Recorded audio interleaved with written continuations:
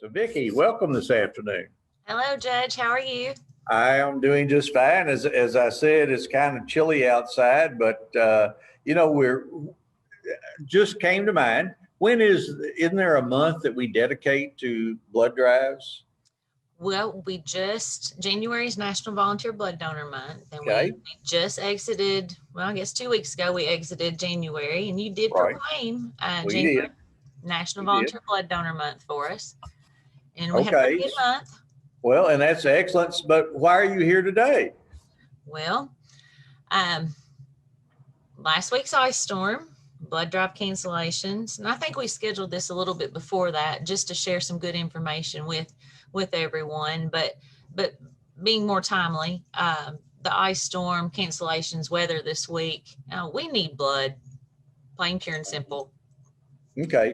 Well, from basic biology, we have 4 basic blood types: A, B, AB, and O. Yes. And then you can have a negative blood type or a positive blood type. The funny thing is, I'm O positive, and it's really critical that everyone should know their blood type. May save you some time during a critical instance. My wife is O negative, so Judy and I both. Now, the best I remember was O negative was the universal donor.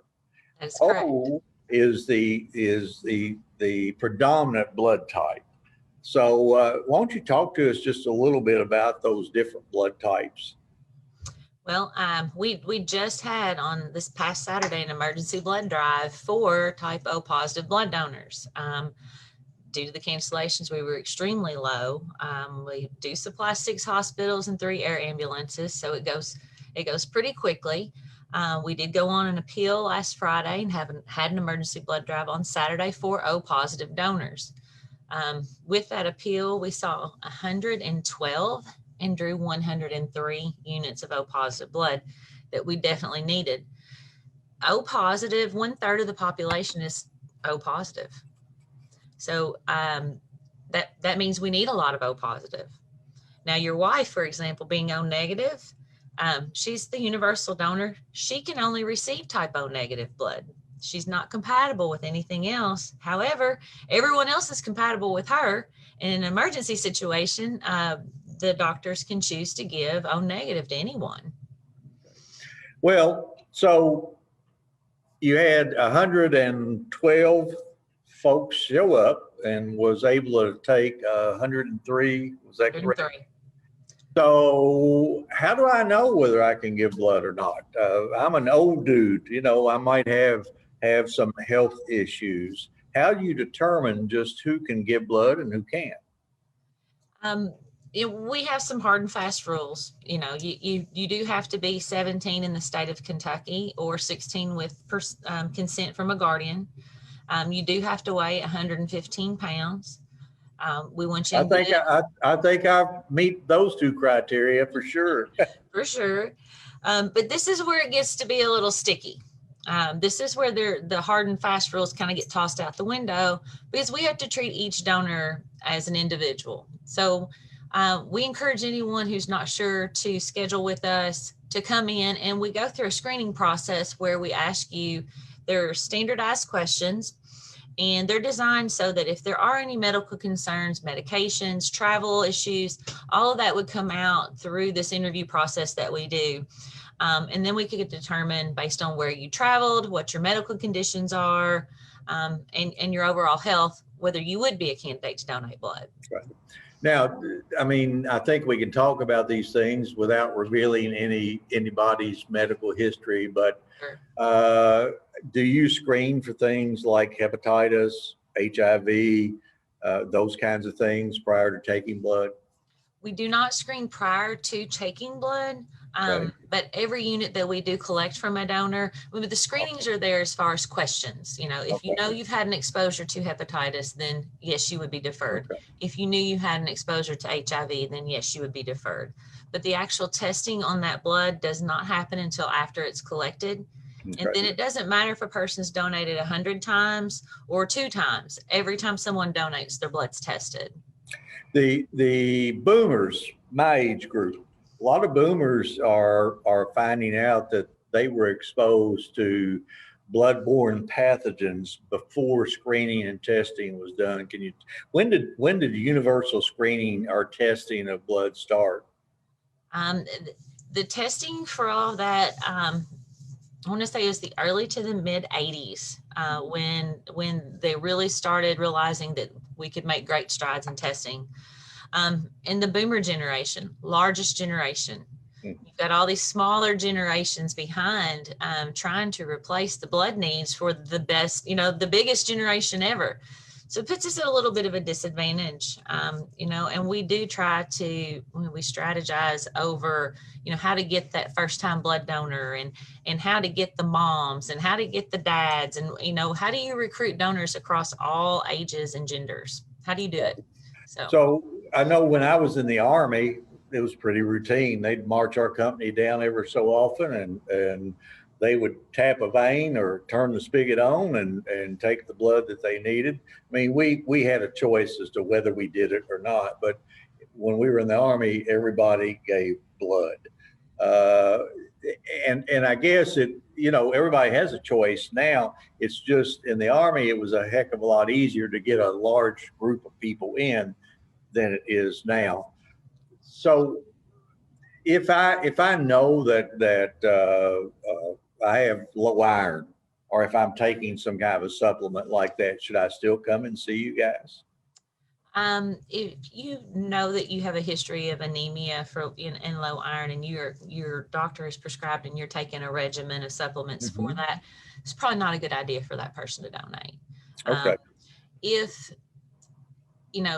you suspect you may be a little low and you've decided to boost up your iron intake, doctor hasn't ordered it for you, then come in, let us screen you, and let's do that finger stick and see where your blood's at. A lot of people are surprised to know that they're able to donate blood. And simple medications and simple, if you take something like, for instance, for your blood pressure, that does not prohibit you from donating blood. Now, if you've had open heart surgery, or you have a medical, like something more like a mitral valve prolapse that you take a medication for, we would have to get clearance from a cardiologist at that point. So it's important to look at every donor as an individual. Okay, so I come in and will you, as an example, everybody talks about antibodies nowadays and COVID. So when I come in, I give blood and then you test. Are you able to tell if I have antibodies for COVID? We are. We are using the only FDA approved test for blood donors, that helps us to identify not only if the antibody is present, but it also tells us to what degree that antibody is working. So there's a number scale. And then it allows us to identify candidates to give something called CCP, which is COVID convalescent plasma. We've been drawing convalescent plasma for several months now. In fact, this morning, and I guess anyone who's been anywhere except under a rock would know that Texas is struggling. The state of Texas is having a difficult time, areas of, and we've been contacted to supplement for them if we can. Now, right now, we've had so many cancellations. We're struggling to meet our own needs here locally, but CCP is one of the things that they're looking for in Texas. I guess their COVID numbers are up. Ours are going down, thankfully. Hallelujah. Hallelujah. There for a while, that antibody test was very important. A lot of people wanted to come in and donate and get that antibody test. And they found, if they had any antibody, they did not need to get the vaccination. So we had a lot of people interested in that. And of course, that's a complements with your blood donation, something that we do for the community. It also helps us identify those donors. Right. So just quickly for the folks who are watching out there, we always hear in the movies, give him 2 units of plasma. What's the difference between plasma and whole blood? And the different, there are different parts that make up a unit of blood. So tell us a little bit about that. A lot of people are surprised to know that when they give a unit of blood with us, that blood is separated into 3 components. We get a unit of red blood cells, we get a unit of plasma, and we get a unit of platelets. Now, the red blood cells are the part of your blood that carry the oxygen, and they're also the part of your blood that makes it red. They hold the iron that we talked about earlier. So red blood cells are very important. Plasma, liquid portion of the blood, it kind of floats those red cells and white cells around in the body, in the circulatory system. And platelets, anytime you've ever cut your finger or scraped your knee, it's going to stop bleeding. Your platelets are first to stop the blood from leaving your body, and second to stop foreign germs from entering the body. So they do two things for us. So we know that there are white blood cells in the blood. Do you filter those out, or do you leave those in the plasma? What do you do with the white blood cells? Every unit of blood that's donated to us goes through a process called leukoreduction, and it is filtered. The white blood cells are trapped. The role of the white blood cell is the antibody. It's the fighters, our first line of defense. So no two people's white blood cells are alike, and that's what causes reactions and transfusions. So white blood cells are filtered away and discarded. And then your final product is what is called leukoreduced red blood cells, and that's what's delivered to the hospital. You know, I've often heard, and my degree's in biology and chemistry, so I know a little bit about the blood system, but I've often heard people who really don't know I want to make sure I get the right blood. Is there such a thing as right blood? Well, there are checks and balances everywhere, and except for the fact of human error, every unit of blood from each blood donor is typed when we draw it. It's sent to the hospital, and their blood bank types it before they transfuse it. In fact, do a cross match with their patient to see how those two blood, how they're going to get along with each other, whether there's going to be a reaction or not. And they can tell through a microscope whether or not the patient's going to accept the donor blood. Right. So there are a lot of things and a lot of factors aside from just the ABO blood type. You've got all kinds of different proteins and antibodies found in the blood. So when they talk about transfusion, they go a lot further than that. And I don't have a chemistry or a biology degree. I'm just bragging. Yeah. So you probably tell me more about that than I can tell you, but I do know that, each of us get a couple of traits from our parents, right. 2 from mom, 2 from dad. Of the 4, whatever's dominance, what our blood type's going to be. There can be recessive gene traits that we can get from grandparents. So blood biology is pretty interesting. There are, and I forget the exact number, but besides A, B, AB, O, negative and positive, gosh, there are 2 dozen, 3 dozen, 4 dozen other factors right. that they will look like. So tell me, the difference between the blood of an American Indian, an Asian, an African American, a Caucasian, what's the difference? Well, we all have it. Right. It only comes from one place, which is our bone marrow. Right. And we all have characteristics and traits from our ethnicity. So an Asian person, for example, an Asian person's blood is going to be a better match for another Asian person than an American or an African American or someone from, I don't know, Europe. But and that's because of those multiple other little factors right. that you find in the blood. It's not because an A type from an Asian American is different than an A type from a Hispanic. That really does it, but it's all those other subtle little differences. Right. A couple of years ago, there was a big push for a donor program for the Latin community. Mi sangre, tu sangre, because there was a need, with the influx of Latin people, right. There was a need for blood. And if their blood types are going to be more compatible than ours. But the same ABO set is always in place. And that was the point I was making. If you cut your finger, you don't know what ethnicity that blood came right. from. When you right. look at it, it's there, it's to do one thing. Now there are some bloodborne diseases or diseases of the blood that would be different among the various ethnicities. Right. Folks, when you go in to give blood or receive blood in a transfusion, the main thing is that somebody donated it and that you're going to receive it, because that's probably going to save your life. Uh, our volunteer fire departments often run blood drives at the various stations. We happen to have 10 volunteer fire stations and 2 paid stations. Uh, Pretty important, isn't it? I'm telling you, throughout this pandemic, we have relied heavily on our volunteer fire departments. They have been our mainstay. Most of them host a blood drive every 8 weeks for us. We have blood drives coming up. Gosh, we just had one. Drawing a blank here. Sargo had one at the first of this month on the 4th. Houston had one on the 2nd. Looking at my calendar here, coming into March, Knoxville is going to have one on March the 1st, and Masonville will have one for us on March the 30th. St. Joseph will have one for us on the 23rd. With the cancellations and the weather, one thing we can always count on are those volunteer fire departments opening their doors, allowing us to set up and welcoming the community in. And it has made a tremendous difference for us. They are a hidden treasure for our county, for our community. They really do a great job, and the key is they're volunteer. They don't get paid to do it.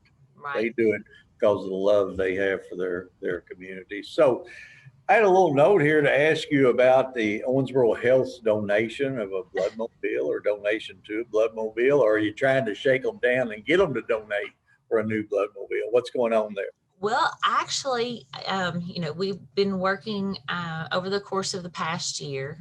We've been working to raise money to purchase a new bloodmobile for our blood center. We currently operate one 5-bed bloodmobile, and we need to really successfully execute our mission. We need to, and we submitted a grant. I know this is a roundabout way, but that's how I tell stories. So we submitted a grant to Impact 100, and we received $100,000 from the ladies of Impact 100. Well, the good folks at Owensboro Health saw that they had made that investment and we were getting closer, and it's a natural partnership. We do supply their blood. They invested another $100,000. All right. Yay, Owensboro Health. Yes. And we've invested $138,000 of our dollars. So we have the first $338,000 of 396, splitting hairs there when you get up into those dollars. Right. But at any rate, thanks to our friends at Owensboro Health, we are able to and have submitted order for our bloodmobile. Good. So, Good. Yes. Well, thank you, Owensboro Health. Absolutely. So if I want to get blood, do I just show up at your doorstep? Do I call? We would prefer that you either call and schedule an appointment. We are still adhering to those COVID guidelines. We want a social distance, and we don't want to pile people on top of each other. So we're very mindful of that. We're still doing our cleaning and sanitizing between every donor. So we prefer you call for an appointment, or we do have a book now feature on our Facebook page. For most tech savvy people, you click that button, pick a time, enter your name and your phone number. You're going to get a text reminder that you set that appointment. And then in 8 weeks, you're going to, guess what, get another reminder that you can donate again. So we like the book now feature because it does help us remind our donors. But if you're out and you feel compelled to donate blood and you just walked in, we will not turn you away if we can safely collect your blood at that time. Oh, okay. So name of the organization once more. Western Kentucky Regional Blood Center.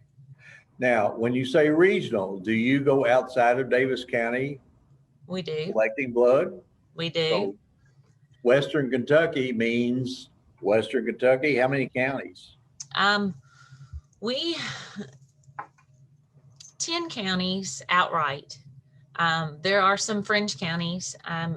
If you put it all together, we're responsible for the blood needs of 250,000 Western Kentuckians. Okay. And we say regional, we are regional. we draw Owensboro, Davis, Hancock, McLean, Ohio, Crittenden, Caldwell, Breckenridge, and Christian County. We do some collecting in Trigg and Lyon, Livingston. So not Livingston, Irvington, Kentucky, which is on the other side of Breckenridge County. So there, you know, it's a large area. It's a big population of people, and it's based upon what hospital would they go to. So we supply 6 hospitals.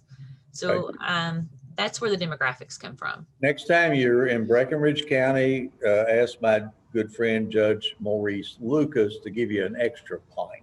An extra pint? You want 2 from him? 2 from him. He probably could.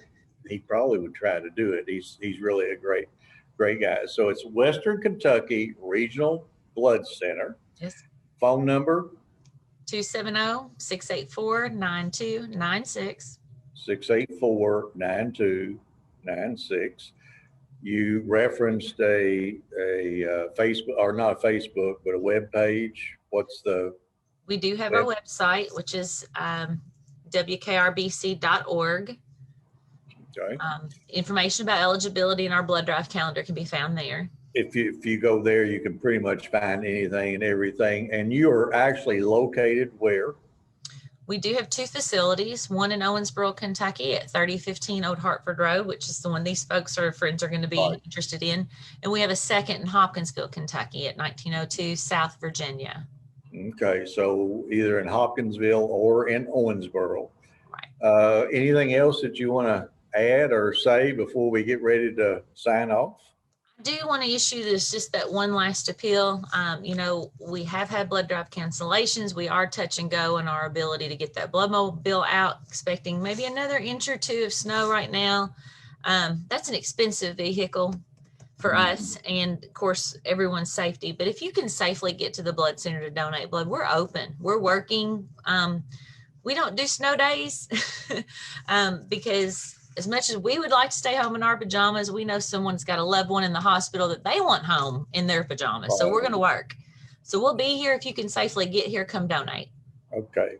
So folks, remember that 1 pint of blood gives you a unit of plasma, which can go to 1 person. It gives you a unit of red blood cells, which can go to another person. And it gives you a unit of platelets that can go to a 3rd person. So you have the potential to help 3, 4, or even 5 people, depending on how that blood is divvied up. So it's an extremely important that we as a community do this. Just one last question, and it just popped in my head. So I have be careful when things pop in my head. I know, that's why. Yeah. So I have a relative who's in the hospital and they need blood. Can I come to you and donate in their name? It can be done, and it's coordinated through the patient's physician. Okay. I will tell you a lot of times, and that is called a direct donation. Mm-hmm. But I will tell you a lot of times the physician, if there's any chance that down the road that person may be matched for an organ donation, they don't want first-degree relatives donating blood because they want to hold that option open in case of a transplant. Okay. So they're probably going to discourage you, and rightly so. But yes, a person could do that. We don't do a lot of it. If there's a question, talk to you guys or have that person talk to their physician and they can advise you. Okay. Yeah. Well, Vicki, I really appreciate you being here. We need to do this more often. I'm sorry it's taken us this long to get you on. Perhaps next fall, when we go back into another winter season and when we're done with COVID, please, Lord, we can get back together and we can talk a little bit and you can tell me how wildly successful this program made and, help your plea for blood in this region. So thank you very much and look forward to talking to you again. Well, appreciate you helping us get information out. Okay. Thank you. Thanks.